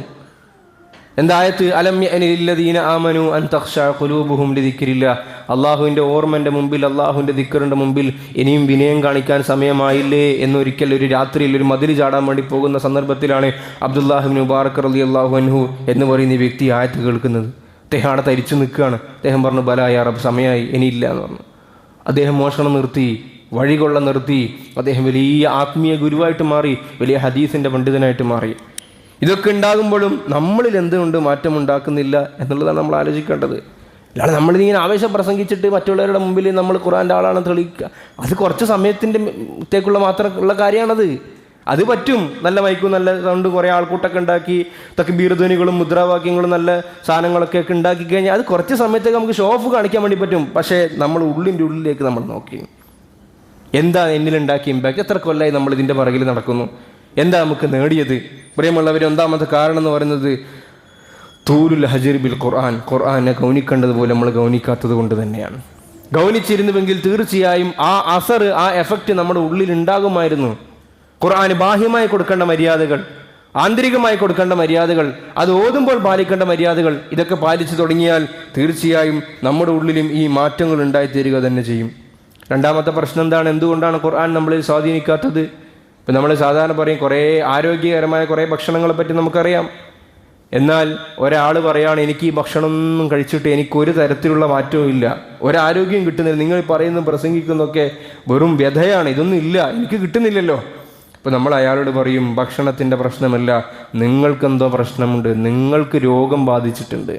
ആ ഭക്ഷണം ശരീരം സ്വീകരിക്കുവാനും അതിനാവശ്യമായ സാധനങ്ങളൊക്കെ എടുത്തിട്ട് അനാവശ്യമായത് പുറത്തേക്ക് തള്ളാനുള്ള ശേഷി അള്ളാഹു ശരീരത്തിന് നൽകിയിട്ടുണ്ടല്ലോ, അത് നഷ്ടപ്പെടുമ്പോൾ ഈ പറയപ്പെട്ട ഗുണങ്ങളൊന്നും ലഭിക്കൂല. പ്രിയമുള്ളവരെ, എൻ്റെയും നിങ്ങളുടെയൊക്കെ ഹൃദയത്തിന് ബാധിച്ച രോഗങ്ങളുടെ പേരിൽ നമുക്ക് അള്ളാഹുവിൻ്റെ കലാമ് നമ്മളിൽ തഅ്സീർ ഉണ്ടാക്കാത്ത അവസ്ഥയിലേക്ക് വന്നു പോയിട്ടുണ്ടെങ്കിൽ അത് അപകടത്തിൻ്റെ സൂചനയാണ്. നമ്മുടെ ഹൃദയം ശുദ്ധിയാകേണ്ടതുണ്ട്. അതുകൊണ്ടാണ് റസൂലുള്ളാഹി സ്വല്ലല്ലാഹു അലൈഹി വസല്ലം നമ്മുടെ സഹാബാക്കൾ പറയുമായിരുന്നു, നമ്മൾ ആദ്യം പഠിച്ചിരുന്നത് ഈമാനായിരുന്നു. തഅല്ലംനൽ ഈമാൻ സുമ്മ തഅല്ലംനൽ ഖുർആൻ. ഈമാൻ പരിചയിച്ച് മനസ്സ് പാകപ്പെടുത്തി അതിന് ശേഷമാണ് ഖുർആനിൻ്റെ ആയാത്തുകളിലേക്കും അതിൻ്റെ ആഴങ്ങളിലേക്കും പോയത്. അപ്പം നമുക്കിത് ഉൾക്കൊള്ളൽ വളരെ എളുപ്പമായി. ഒരു സൂറത്തുൽ ബഖറ പഠിക്കാൻ വേണ്ടി മാത്രം 12 കൊല്ലം എടുത്ത സഹാബാക്കളുണ്ടായിരുന്നു. 12 കൊല്ലം. അപ്പോൾ നമ്മൾ കരുതും അദ്ദേഹത്തിൻ്റെ ഓർമ്മക്കുറവ് കൊണ്ടാണെന്ന്. അല്ല, സഹാബാക്കളുടെ പഠനം അങ്ങനെ ആയിരുന്നില്ല. ഒരായത്ത് ഇറങ്ങിയാൽ ആ ആയത്ത് മനനം ചെയ്യും, അതിൻ്റെ ആശയം മനസ്സിലാക്കും, അതിലെന്തെങ്കിലും അമൽ ചെയ്യാനുണ്ടെങ്കിൽ ഉടനെ അത് അമൽ ചെയ്യും. ഒരായത്തിറങ്ങി ലൻ തനാലുൽ ബിർറ ഹത്താ തുൻഫിഖൂ മിമ്മാ തുഹിബ്ബൂൻ, നിങ്ങൾക്ക് ഏറ്റവും ഇഷ്ടമുള്ളത് ചെലവഴിച്ചാലാണ് അള്ളാഹിൻ്റെ അടുക്കൽ ഏറ്റവും നല്ല കൂലി കിട്ടാൻ. ഇങ്ങനെ കുറേ ആയത്തുകൾ നമ്മൾ കേൾക്കാറുണ്ട്. ഇത് കേട്ടപ്പോൾ ഒരു സഹാബി അദ്ദേഹം പറയുകയുണ്ടായി, അള്ളാഹിൻ്റെ റസൂൽ സല്ലല്ലാഹു അലൈഹി വസല്ലം, എനിക്ക് ഏറ്റവും ഇഷ്ടമുള്ളൊരു തോട്ടമുണ്ട് മദീന പള്ളിൻ്റെ മുമ്പിൽ, ബൈറുഹ എന്ന് പറയുന്ന തോട്ടമാണ്. നബിതങ്ങൾ പോലും ഇടയ്ക്ക് തണൽ കൊള്ളാൻ വേണ്ടി ആ തോട്ടത്തിൽ പോയിരിക്കുമായിരുന്നു, അവിടുത്തെ വെള്ളം കുടിക്കുമായിരുന്നു. നല്ല പരിശുദ്ധമായ തോട്ടമാണ്. തൽഹ റളിയല്ലാഹു അൻഹു പറഞ്ഞു, യാ റസൂലല്ലാഹ്, ഈ തോട്ടം ഞാനിതാ അള്ളാഹുവിൻ്റെ മാർഗത്തിൽ വഖഫ് ചെയ്തിരിക്കുന്നു. എനിക്ക് ഏറ്റവും ഇഷ്ടപ്പെട്ട തോട്ടമാണത്, ബൈറുഹ തോട്ടം. അപ്പോൾ സഹാബാക്കൾ അത് കേൾക്കുമ്പോൾ അത് ഉടനെ അമൽ ചെയ്യുന്നു. അങ്ങനെ സൂറത്തുൽ ബഖറ പഠിച്ചപ്പോൾ 2-2.5 കൊല്ലം അല്ലെങ്കിൽ 10-12 കൊല്ലം എടുത്തു എന്ന് നമുക്ക് തഫ്സീറിൻ്റെ ഗ്രന്ഥങ്ങളിൽ കാണാൻ വേണ്ടി സാധിക്കും. അപ്പോൾ നമ്മുടെ ഹൃദയത്തിൻ്റെ മേൽ നമ്മൾ പരിശ്രമം നടത്തേണ്ടതുണ്ട്. നമ്മുടെ ഹൃദയത്തിലുള്ള ദുർഗുണങ്ങൾ നമ്മൾ മാറ്റേണ്ടതുണ്ട്. തെറ്റായ വിശ്വാസങ്ങൾ, മോശമായ ചിന്തകൾ, അള്ളാഹു വേണ്ട ഒഴിവാക്കണമെന്ന് പറഞ്ഞിട്ടുള്ള കാര്യങ്ങൾ, തകബ്ബുറിൻ്റെ ചിന്തകൾ, ഉജ്ബിൻ്റെ ചിന്തകൾ, ഇതൊക്കെ ഒഴിവാക്കി എടുക്കുമ്പോഴാണ് ഹൃദയം സാഫാകുന്നത്, ഹൃദയം തെളിമയുള്ളതായി മാറുന്നത്. അപ്പോൾ നമുക്ക് ഖുർആൻ ആസ്വദിക്കലും ഹൃദയത്തിൽ മാറ്റമുണ്ടാകലും കാരണമായി തീരും. മറ്റൊരു പ്രധാനപ്പെട്ട ഘടകം എന്താണ്? നമുക്ക് ഖുർആൻ നമ്മളിൽ മാറ്റമുണ്ടാക്കുന്നില്ല എന്നുള്ളതിൻ്റെ പ്രായോഗികമായ തടസ്സം എന്ന് പറയുന്നത് ഭാഷാ തടസ്സം തന്നെയാണ്. ഒന്ന്, നമ്മൾ മലയാളികളാണ്, പരിശുദ്ധമായ ഖുർആൻ അറബിയിലാണ്. അപ്പോൾ അതുകൊണ്ട് നമുക്ക് അള്ളാഹിനോട് പറയാം, പടച്ചവനെ നീ അറബിയിലാണല്ലോ ഇറക്കിയത്, നീ നമ്മളെ അയച്ചതാണെങ്കിൽ നമ്മളെ മലയാളികളായിട്ട് നമ്മൾ എന്ത് ചെയ്യും? നമുക്ക് ഖുർആൻ മനസ്സിലാകുന്നില്ല. പ്രിയമുള്ളവരെ, മലയാളമല്ലാത്ത മറ്റു ഭാഷകൾ നമ്മൾ പറയാറുണ്ടല്ലോ, മറ്റു ഭാഷകൾ നമ്മൾ പഠിച്ചിട്ടുണ്ട്, അതിൻ്റെ ഗ്രന്ഥങ്ങൾ നമ്മൾ വായിക്കുന്നുണ്ട്, അതിൻ്റെ സാഹിത്യങ്ങൾ എല്ലാം നമ്മൾ കേൾക്കരുത്. ഇപ്പോൾ യുവാക്കൾക്കിടയിലൊക്കെ ഏറ്റവും ഹരമായി നിൽക്കുന്നത് ഇംഗ്ലീഷ് എന്നല്ല, കൊറിയയാണ്. കൊറിയയിലെത്തി നമ്മുടെ ഉമ്മത്ത്, കൊറിയയിലേക്കെത്തി. കൊറിയൻ ഭാഷ പഠിക്കാൻ വേണ്ടി തുടങ്ങി, ഫ്രഞ്ച് ഭാഷ പഠിക്കാൻ വേണ്ടി തുടങ്ങി, ജർമ്മൻ ഭാഷ പഠിക്കാൻ വേണ്ടി തുടങ്ങി. ജർമ്മൻ ഭാഷ പഠിക്കാനൊക്കെ ഇവിടെ കോഴ്സുകൾ ഇങ്ങനെ ചെതറിയിട്ടിരിക്കുകയാണ് ആൾക്കാർക്കിടയിൽ. ആവശ്യമെന്ന് തോന്നിയപ്പോൾ 1000 രൂപ കൊടുത്തിട്ട് മുടക്കിയിട്ട് ഇതൊക്കെ പഠിക്കാൻ ഉമ്മത്ത് തയ്യാറാക്കുന്നുണ്ട്. പഠിക്കണം, നല്ലതാണ്. ഒന്നിൽ കൂടുതൽ ഭാഷ പഠിക്കുന്നത് തലച്ചോറിന് നല്ലതാണ്, ബ്രെയിനിൻ്റെ ഫങ്ഷന് ശക്തി കൂടുന്നാണ് പഠനങ്ങൾ പറയുന്നത്. പ്രിയമുള്ളവരെ, ഇവിടെ അറബി നമ്മൾ എവിടെ വെച്ചു? UN പോലും ഔദ്യോഗിക ഭാഷയായി അറബിയെ പ്രഖ്യാപിച്ചിട്ട് ഡിസംബർ 18 ലോക അറബിക് ദിനമായി ആചരിക്കാൻ വേണ്ടി UNO വരെ അതിനൊരു സംവിധാനം ഒരുക്കുകയും ചെയ്തപ്പോൾ നമ്മൾ എന്താ അറബി പഠിച്ചത്? നമ്മൾ സ്കൂളിൽ അറബി എടുത്തത് പിന്നെ ഏറ്റവും കുറച്ച് എളുപ്പത്തിൽ മാർക്ക് കിട്ടാനുള്ള ഒരു സബ്ജക്റ്റാണ് അറബി. അപ്പോൾ പിന്നെ അറബി എടുക്കാം. കുറച്ച് പദ്യം ഉണ്ടാവും, കുറച്ച് ചോദ്യോത്തരുണ്ടാവും, സൂറത്തുൽ ദുഹ, അലം നശ്റുണ്ടാവും, അതിങ്ങനെ തട്ടിക്കൂട്ടി എടുത്താൽ നമുക്ക് മാർക്ക് കിട്ടും. അങ്ങനെ പഠിച്ചു പോയതിൻ്റെ അപ്പുറത്തേക്ക് നമ്മൾ എന്താണ് അറബി ഭാഷയുമായി ബന്ധപ്പെട്ട് പഠിച്ചിരിക്കുന്നത്? ഈ ഖുർആനിൻ്റെ ആശയം നമുക്ക് മനസ്സിലാകണമെങ്കിൽ ഖുർആൻ അറബിയിലാണ്. അതിൻ്റെ തഫാസീറുകളുടെ മുഖ്യ ഭാഗം എഴുതപ്പെട്ടിരിക്കുന്നത് അറബി ഭാഷയിലാണ്. ഒന്നാമത്തെ കാര്യം, അറബി പഠിക്കാൻ പറ്റുമോ? പഠിക്കണം. കുറേയൊന്നുമില്ല, ഒരു 1-2 കൊല്ലമൊക്കെ മെനക്കെട്ട് നമ്മൾ ചെയ്യുന്ന ജോലിക്കിടയിൽ തന്നെ ഒരല്പസമയം 1/2 മണിക്കൂറോ 3/4 മണിക്കൂറൊക്കെ മാറ്റിവെച്ച് ഇന്നതിന് വ്യവസ്ഥാപിതമായ സംരംഭങ്ങൾ ഇഷ്ടം പോലെ ഉണ്ട്. അറബി ഭാഷ പഠിക്കാനും അതിൻ്റെ ബേസിക്കും അഡ്വാൻസ് ഒക്കെ പഠിക്കാനുള്ള സംവിധാനങ്ങൾ നമ്മുടെ മുമ്പിൽ ലഭ്യമാണ്. പ്രിയമുള്ളവർ, നമ്മൾ പഠിക്കും. പ്രായം എന്നതിനൊരു പ്രശ്നമൊന്നുമല്ല. 80 വയസ്സുള്ള ആളുകൾ വരെ 10ാം ക്ലാസ് പാസ്സായിട്ട് ഇവിടെ സാക്ഷരതൻ്റെ പേരിൽ സർട്ടിഫിക്കറ്റ് എടുക്കുന്ന കാലഘട്ടത്തിൽ 40-45 വയസ്സുള്ള നമുക്ക് അറബി ഭാഷ പഠിക്കാൻ പ്രായം തടസ്സമാണെന്ന് പറയുന്നുണ്ടെങ്കിൽ അത് രഹസ്യമായി പറയില്ല എന്നുള്ളത്, ആൾക്കാരുടെ മുമ്പിൽ അത് പറയരുത്. അത് മാനക്കേടാണത്. നമുക്ക് മനസ്സിലാക്കി തരുമാറാകട്ടെ. ഈ ഭാഷാ പഠനവും തഫ്സീറിൻ്റെ പഠനവും നമ്മുടെ നാടുകളിൽ വ്യാപകമാകണം. നമുക്ക് തൗഫീഖ് നൽകി അനുഗ്രഹിക്കുമാറാകട്ടെ. മറ്റ് ചില അടുത്ത ജില്ലകളുമായി ബന്ധപ്പെട്ട് നമ്മൾ പ്രവർത്തിക്കാൻ ശ്രമിച്ചപ്പോൾ നമുക്ക് മനസ്സിലാക്കാൻ വേണ്ടി കാണാൻ പറ്റിയ കാര്യം, നമ്മുടെ ജില്ലയിൽ പ്രത്യേകിച്ച് കണ്ണൂർ ജില്ലയിൽ ഏറ്റവും കുറവുള്ള കാര്യമാണ് തഫ്സീറിൻ്റെ പഠനം. മലപ്പുറം ജില്ലയിൽ ഈ ഉള്ളവൻ അവിടെ കുറച്ചു കാലം ജോലി ചെയ്യുന്നു. അവിടുത്തെ ആളുകളുമായിട്ടൊക്കെ ബന്ധപ്പെട്ടപ്പോൾ ഏറെക്കുറെ എല്ലാ മഹല്ലുകളിലും തഫ്സീറിൻ്റെ ക്ലാസ്സുകളുണ്ട്. അള്ളാഹു എല്ലാം ഖൈറിലാക്കി കൊടുക്കട്ടെ. നന്മകൾ നമ്മളിലേക്ക് പകർത്തണം എന്നുള്ളതാണ് ഞാൻ പറയുന്നത്. നമ്മുടെ മഹല്ലുകളിൽ നമ്മൾ ആ സംവിധാനം കൊണ്ടുവരണം.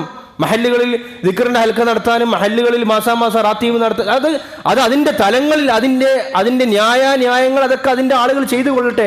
അതിൻ്റെ അപ്പുറത്ത് ഒരു പള്ളിയിൽ ഒരാൾ ഖത്തീബായിട്ട് നിൽക്കുന്നുണ്ടെങ്കിൽ മിനിമം അയാൾ ഏതെങ്കിലും ഒരു ബിരുദധാരി ആയിരിക്കും. അത് ഏത് സംഘടനപ്പെട്ടവനായ ആളായാലും ശരി, അത് പൈസയാകട്ടെ, ദാരിമിയാകട്ടെ, സഖാഫി ആകട്ടെ, സലാഹി ആകട്ടെ, സലഫി ആകട്ടെ, ഏത് വിഭാഗത്തിൽപ്പെട്ട ആളാകട്ടെ, അയാൾ ഒരു മിനിമം ഒരു ബിരുദധാരിയായിരിക്കും. അയാളെ കൊണ്ട് നിങ്ങൾ ഇമാമത്ത് മാത്രം നിർത്തിച്ചിട്ട് മാസാമാസം അയാൾക്ക് പൈസ കൊടുക്കുകയാണെങ്കിൽ അയാളിൽ നിന്ന് നിങ്ങൾ ഒന്നും നേടുന്നില്ല എന്നാണ് എനിക്ക് പറയാനുള്ളത്. അപ്പോൾ ഉത്തരവാദിത്തപ്പെട്ട ആളുകൾ നമ്മൾ പള്ളികളിൽ തഫ്സീറിന്റെ ഹൽക്കകളും ജൽസകളും നമ്മൾ ഉണ്ടാക്കണം. ഈ റമദാൻ അതിനൊരു പ്രേരകമാകണം. സൂറത്തുൽ ബഖറ മുതൽ ഇങ്ങ് തുടങ്ങട്ടെ. സൂറത്തുൽ ബഖറ മുതൽ ഇങ്ങ് തുടങ്ങി ചിലപ്പോൾ തീരാൻ 5-6 കൊല്ലമെടുക്കും ഖുർആൻ മൊത്തം തീരാൻ. അത് മതി. ഓരോ ആഴ്ചയും നമ്മൾ ഇരുന്ന് ഖുർആന്റെ തഫ്സീറുകൾ കേൾക്കുമ്പോൾ അതിൻ്റെ ഒരു പൊതുവായൊരു ശൈലിയുണ്ട് തഫ്സീറുകളെ. അത് മനസ്സിലായി കിട്ടിക്കഴിഞ്ഞാൽ അൽഹംദുലില്ലാ പിന്നീട് നമുക്ക് സ്വന്തം റെഫറൻസ് ചെയ്യാൻ പോലുമുള്ള ഒരു സൗഭാഗ്യം നമുക്ക് ലഭിക്കുക തന്നെ ചെയ്യും. അതുകൊണ്ട് തഫ്സീറുകളുമായി ബന്ധപ്പെട്ട് നമ്മൾ വലിയ ശ്രദ്ധ നമ്മൾ പുലർത്തേണ്ടതുണ്ട്. നമ്മളെ ജില്ലയിൽ നിങ്ങൾ നോക്കി പള്ളിൻ്റെ ആളുകൾക്ക് ബന്ധപ്പെട്ട് നോക്കി, കണ്ണൂർ ജില്ലയിൽ എത്ര പള്ളികളിലാണ് ഈ അർത്ഥത്തിൽ ഖുർആൻ ക്ലാസ് എന്ന പേര് കാണാറുണ്ട്. ഖുർആൻ ക്ലാസ് പറഞ്ഞിട്ട് ഓരോ ആളുകളും എന്തെങ്കിലും വിഷയം പ്രസംഗിക്കും. അതല്ല നമ്മൾ ഉദ്ദേശിക്കുന്നത്. ഖുർആൻ ക്ലാസ്, ഖുർആൻ പഠനം എന്ന് പറഞ്ഞാൽ സൂറത്തുൽ ഫാത്തിഹ ഓക്കെ എന്നൊരു സാധനം അത് സ്ട്രക്ചേർഡായി പഠിപ്പിക്കും. അല്ലെങ്കിൽ ഇന്ന സൂറത്ത് അങ്ങനെ വ്യവസ്ഥാപിതമായി പഠിപ്പിക്കപ്പെടട്ടെ. അതിനാവണം പള്ളികൾ. ആ രീതിയിൽ നമ്മുടെ ജില്ലകളുണ്ട്. നിങ്ങൾ നോക്കി, തുലോം തുച്ഛം. അള്ളാഹു നമുക്ക് തൗഫീഖ് നൽകി അനുഗ്രഹിക്കുമാറാകട്ടെ. നമ്മുടെ പള്ളികളും തുടങ്ങാനും അത് ഹയാത്താക്കാനുള്ള തൗഫീഖ് നൽകി അനുഗ്രഹിക്കുമാറാകട്ടെ. തഫ്സീറിന്റെ പഠനമില്ല എങ്കിൽ ഖുർആൻ ഷരീഫ് നമ്മളിൽ ഒരു മാറ്റം ഉണ്ടാവില്ല. ആ ഖുർആൻ പറയുന്ന വാചകം എന്താണ്? ഇത് അള്ളാഹ് എന്നോട് വർത്താനം പറയുകയാണല്ലോ. നിങ്ങൾക്കൊരു കത്ത് വന്നു, നാളെ രാവിലെ നിങ്ങൾ നേരം വെളുത്ത് നോക്കുമ്പോൾ നിങ്ങൾ പോസ്റ്റ് ഓഫീസിൽ നിങ്ങൾക്കൊരു കത്ത് വരുന്നു. അത് വന്നിരിക്കുന്നത് ഫ്രഞ്ച് ഭാഷയിലാണെങ്കിൽ നിങ്ങൾ എന്ത് ചെയ്യും? ആ ഫ്രഞ്ച് ഭാഷയിലെ കത്ത് ഇങ്ങനെ കുറേ വട്ടം വായിച്ചിട്ട് കണ്ണീർ ഒലിപ്പിക്കുമായിരിക്കും. ആദ്യം ഇത് മനസ്സിലാകുന്നില്ലല്ലോ എന്ന് ആലോചിച്ചിട്ട് അതിൻ്റെ ആ കത്തിൻ്റെ ഇടയിൽ കുറേ ഇങ്ങനെ 1, 7, 5 പിന്നെ പൂജ്യങ്ങളുടെ എണ്ണൊക്കെ കാണുമ്പോൾ പിന്നെ മനുഷ്യന്റെ മനസ്സിങ്ങനെ പതറാൻ വേണ്ടി തുടങ്ങൂലേ? അതിന് ട്രാൻസ്ലേറ്റർ പോയിട്ട് കണ്ടുപിടിക്കൂലേ നമ്മൾ? എന്താണ് ഈ കത്തിൽ എന്നോട് പറയുന്ന ഉള്ളടക്കം എന്താണ് എന്ന് അറിയാൻ ശ്രമിക്കൂലേ നമ്മൾ? അതിന് ഏറ്റവും ചുരുങ്ങിയത് അതിൻ്റെ അർത്ഥം എന്താണ് ഇത് നമ്മുടെ ആധുനിക സൗകര്യങ്ങൾ ഉപയോഗിച്ചിട്ടെങ്കിൽ നമ്മൾ അറിയാൻ വേണ്ടി ശ്രമിക്കും. എന്താ കാര്യം? അറിയാത്തൊരു കാര്യം അതെന്താണ് എന്നോട് സംവദിക്കുന്നത് എന്നറിയാനുള്ള മനുഷ്യൻ്റെ ഒരു ത്വരയുണ്ട്. പ്രിയമുള്ളവരെ, നമ്മൾ കാര്യം ആലോചിക്കട്ടെ. ഭയങ്കര സങ്കടമല്ലേ? നമ്മളിതിങ്ങനെ തുറക്കുകയാണ് അള്ളാന്റെ കലാം. ഇതാ വഖഅത്തിൽ വാഖിഅ ഓതുന്നു, സൂറത്തുൽ മുൽക്ക് ഓതുന്നു, യാസീൻ ഓതുന്നു. ഇതെന്താണ് അള്ളാഹു എന്നോട് പറഞ്ഞത്? അതൊന്നും നമ്മൾ ചിന്തിക്കേണ്ടതില്ല എന്നൊരർത്ഥത്തിലേക്ക് നമ്മൾ എത്തിയിട്ടുണ്ടെങ്കിൽ മുരടിപ്പ് എന്നൊക്കെ പറയുന്നുണ്ടെങ്കിൽ അതിനെയാണ് മുരടിപ്പ് എന്ന് പറയേണ്ടത്. അത് അള്ളാഹു എന്നോട് സംസാരിക്കുകയാണ്. എന്താ അള്ളാഹ് എന്നോട് പറയുന്നത്? അള്ളാഹു എന്താ എന്നോട് സംസാരിക്കുന്നത്? ഇത് അറിയണമല്ലോ. ആ അർത്ഥത്തിലേക്ക് നമ്മളെ ചിന്തകൾ പോകേണ്ടതുണ്ട്. അതുകൊണ്ട് ഭാഷാപരമായ കാര്യം വളരെ ശ്രദ്ധിക്കേണ്ടതാണ്. ബഹുമാനപ്പെട്ട ഇമാം തൊബരി റഹിമഹുല്ല തഫ്സീറുകളുടെ ആദ്യകാല ഇമാമാണ്. അദ്ദേഹം പറയുണ്ടായി, ഇന്നി ലഅഅജബു മിമ്മൻ ഖറഅൽ ഖുർആൻ. ഞാൻ ഖുർആൻ ഓതുന്ന ഒരാളെ പറ്റി അത്ഭുതപ്പെടുന്നു. വലം യഅലം തഅവീലഹു. അതിൻ്റെ ആശയം അവൻ അറിയുന്നില്ല എങ്കിൽ കൈഫ യൽതദ്ദു ബിഖിറാഅതിഹി. അത് ഓതുമ്പോൾ എങ്ങനെയാണ് മാധുര്യം ലഭിക്കുക? ഇന്ന് നിങ്ങളൊക്കെ സാമൂഹ്യ മാധ്യമങ്ങളിൽ ഒരു കാര്യം നിങ്ങൾ ശ്രദ്ധിച്ചിട്ടുണ്ടാവും. നമസ്കാരം ആസ്വാദ്യമാക്കാൻ വേണ്ടിയിട്ട് ചില ട്രെയിനിങ് ക്യാമ്പുകളൊക്കെ നിങ്ങൾ കണ്ടിട്ടുണ്ടാവും. വലിയ തുക കൊടുത്തിട്ട് 6500 7,000 രൂപയ്ക്ക് കൊടുത്തിട്ട് 3 ദിവസത്തെ റെസിഡൻഷ്യൽ ക്യാമ്പുകളൊക്കെ നമ്മളിന്ന് കാണാറുണ്ട്. എന്നിട്ട് അതിൽ പങ്കെടുത്ത ആളുകളുടെ ഫീഡ്ബാക്കൊക്കെ നിങ്ങൾ കാണാം. ഭയങ്കരമായി കരഞ്ഞുകൊണ്ട് ഇപ്പോഴാണ് നമ്മൾ നമസ്കാരം ആസ്വദിച്ചത്, ഇപ്പോഴാണ് നമസ്കാരം കൊണ്ട് നമുക്ക് എന്താണ് അതിൻ്റെ ടേസ്റ്റ് മനസ്സിലായെന്നൊക്കെ പറഞ്ഞിട്ട് ഭയങ്കരമായ സംഭവങ്ങൾ കാണാൻ വേണ്ടി പറ്റും. അത് ശരിയായിട്ട് കുറേ പ്രശ്നങ്ങളുണ്ട്. അതിൻ്റെ പിന്നിൽ ഞാൻ മാറ്റി വെക്കാം. എന്താ അവർ പറയുന്ന കാര്യം? ഇത് നിങ്ങൾ ചെയ്തു കഴിഞ്ഞാൽ പിന്നെ നിങ്ങൾക്ക് നിസ്കാരം എപ്പോൾ ആസ്വദിക്കാൻ പറ്റും. നിങ്ങളുടെ നിസ്കാരം ആസ്വാദ്യമായിരിക്കും. സംഗതി ഇവർ പിന്നെ ഹിപ്നോസിസിൻ്റെയും പോസിറ്റീവ് സൈക്കോളജിൻ്റെയും മൂവ്മെൻറ്റ് തെറാപ്പി എന്നൊക്കെ പറയുന്ന ചില സൈക്കോളജിക്കൽ എലമെൻസും അതിൻ്റെ കൂടെ കുറച്ച് സ്പിരിച്വാലിറ്റിയും കൂടി മിക്സ് ചെയ്തിട്ടുള്ള കുറച്ച് സാധനമാണത്. അത് ചെയ്യുമ്പോൾ കുറച്ച് സമയത്തേക്ക് ഒരു സാധനം കിട്ടും, മൈൻഡിനെ കൺട്രോൾ ചെയ്യാനൊക്കെ പറ്റും. പക്ഷേ നിങ്ങൾ ഒരു കാര്യം നിങ്ങൾ മനസ്സിലാക്കിക്കോ, ഖുർആനിൻ്റെ ആശയം മനസ്സിലാക്കിയ ഒരാൾക്ക് ഇത് അവകാശവാദം എന്നല്ല, ഒരു യാഥാർത്ഥ്യമാണ്. ഖുർആനിന്റെ ആശയം മനസ്സിലാക്കിയ ഒരാൾക്ക് നമസ്കാരവും ഖുർആനും ആസ്വദിക്കാൻ പറ്റുന്നത് പോലെ അതില്ലാത്ത ഒരാൾക്ക് ആസ്വദിക്കാൻ വേണ്ടി സാധിക്കൂല. അല്ലാഹു നമുക്ക് മനസ്സിലാക്കി തരുമാറാകട്ടെ. അതിന് ഈ പറയപ്പെട്ടതുപോലെ കുറേ കോലം കെട്ടലൊന്നും ആവശ്യമില്ല. പഠിക്കിൻ, ഏറ്റവും ചെറിയ സൂറത്ത് പഠിക്കിൻ. എല്ലാം കൂടി ആലോചിച്ച് നമ്മൾ ടെൻഷൻ വേണ്ട. കുലാദ് റബ്ബിന്നാസെങ്കിലും പഠിക്കിൻ ഈ കഴിയുമ്പോഴത്തേക്ക്. ഫലക്ക് പഠിക്കിൻ, ഇഖ്ലാസ് പഠിക്കിൻ. അങ്ങനെ ചെറുതിൽ നിന്ന് നമ്മൾ ഗ്രാജ്വലി ഇമ്പ്രൂവായി വരണം. നമ്മൾ അള്ളാഹു നമുക്ക് തൗഫീഖ് നൽകി അനുഗ്രഹിക്കുമാറാകട്ടെ. ഇന്നല്ലദീ ലൈസ ഫീ ജൗഫിഹി ശൈഉം മിനൽ ഖുർആനി കൽ ബൈത്തിൽ ഖരീബ്. ഖുർആൻ ഉറങ്ങാത്ത വീട്, ഹൃദയം അത് കാലിയായ വീട് പോലെയാണ് എന്ന് മുഹമ്മദ് റസൂലുള്ളാഹി സ്വല്ലല്ലാഹു അലൈഹി വസല്ലം. അതുകൊണ്ട് ഈ റമദാനിൽ ഈ വിഷയം അൽഹംദുലില്ലാഹി നഹ്മദുഹു വനസ്തഈനുഹു വനസ്തഗ്ഫിറുഹു വനുഅ്മിനു ബിഹി വനതവക്കലു അലൈഹി വനഊദു ബില്ലാഹി മിൻ ശുറൂരി അൻഫുസിനാ വമിൻ സയ്യിആതി അഅ്മാലിനാ. من يهد الله فلا مضل له ومن يضلله فلا هادي له وأشهد أن لا إله إلا الله وحده